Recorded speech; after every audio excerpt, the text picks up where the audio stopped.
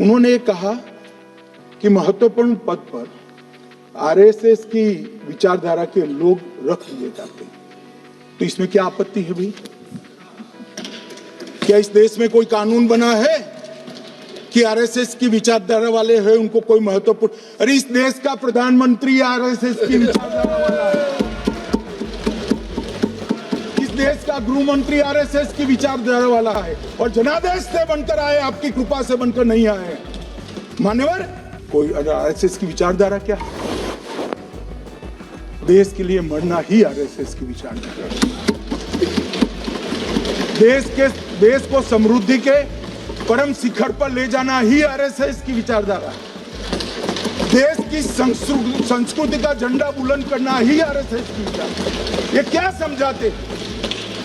हम ऐसे मान लेंगे? केंद्रीय गृहमंत्री अमित शाह बुधवारे જ્યારે સંસદમાં બોલવા આવ્યા ત્યારે એમના તેવર કંઈક જુદા જ હતા, એવું કદાચ નક્કી જ કરીને આવ્યા હતા કે આજે તો સામે જે મળે એને ધોઈ નાખવા છે, અને એમણે કર્યું પણ એવું જ. રાહુલ ગાંધીના આરએસએસના જે આરોપો હતા એના કેન્દ્રીય ગૃહમંત્રી અમિત શાહે એવા ખતરનાક જવાબ આપ્યા છે કે સંસદની અંદર પણ સોપો પડી ગયો હતો. તો રાહુલ ગાંધીએ જે આરએસએસ વિશે વાત કરી અને એનો અમિત શાહે જે જવાબ આપ્યો એના વિશે હું તમારી સાથે વાત કરીશ. મારું નામ રાજેશ શાહ છે અને તમે જોઈ રહ્યા છો ગુજરાતના સૌથી મોટા ડિજિટલ ન્યૂઝ પ્લેટફોર્મ ખબરછે.com. સંસદની અંદર અત્યારે શિયાળુ સત્ર ચાલે છે અને 1 ડિસેમ્બરથી શિયાળુ સત્ર શરૂ થયું છે, અને એમાં વિપક્ષોની જે માંગ હતી કે સ્પેશિયલ ઇન્ટેન્સિવ રિવિઝન જે ચૂંટણી પંચનું છે એની ઉપર ખાસ ચર્ચા કરવા માટે સમય આપવામાં આવે. તો 9 ડિસેમ્બરનો દિવસ નક્કી કરવામાં આવ્યો હતો કે સરની પ્રક્રિયા માટે વિપક્ષો 10 કલાકની ચર્ચા કરી શકશે. એટલે 9 તારીખે ચર્ચા થઈ અને પછી 10 તારીખે પણ ચર્ચા થઈ, અને વિપક્ષોએ જે મુદ્દા ઉઠાવ્યા એનો કેન્દ્રીય ગૃહમંત્રી અમિત શાહ જવાબ આપવા માટે આવ્યા હતા. હવે એક મુદ્દો રાહુલ ગાંધીએ એવો ઉપાડેલો કે દરેક સંસ્થાની અંદર આરએસએસના માણસોને ગોઠવી દેવામાં આવે છે, ભલે પછી એમની લાયકાત હોય કે ના હોય. અને ખાસ કરીને દેશની જે યુનિવર્સિટી છે એમાં વાઇસ ચાન્સેલર તરીકે મોટે ભાગે આરએસએસના જ માણસોને બેસાડવામાં આવે છે. આવી વાત રાહુલ ગાંધીએ કરી હતી. અને આમ જોવા જઈએ તો રાહુલ ગાંધી છેલ્લા ઘણા વર્ષોથી આરએસએસ ઉપર પ્રહાર કરતા જ રહ્યા છે. આરએસએસ વિશે ખબર નહીં એમના મગજની અંદર એવું છે કે આરએસએસ આ દેશને બગાડી રહી છે, એવું રાહુલ ગાંધી અનેક વખત બોલી ચૂક્યા છે.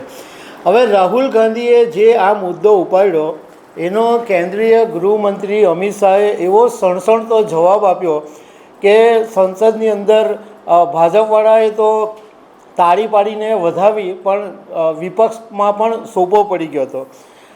એમણે એમ કીધું કે આવો સવાલ પૂછ્યો કે આરએસએસના માણસોને ગોઠવી દીધા છે, તો શું આરએસએસના માણસ હોવાથી શું?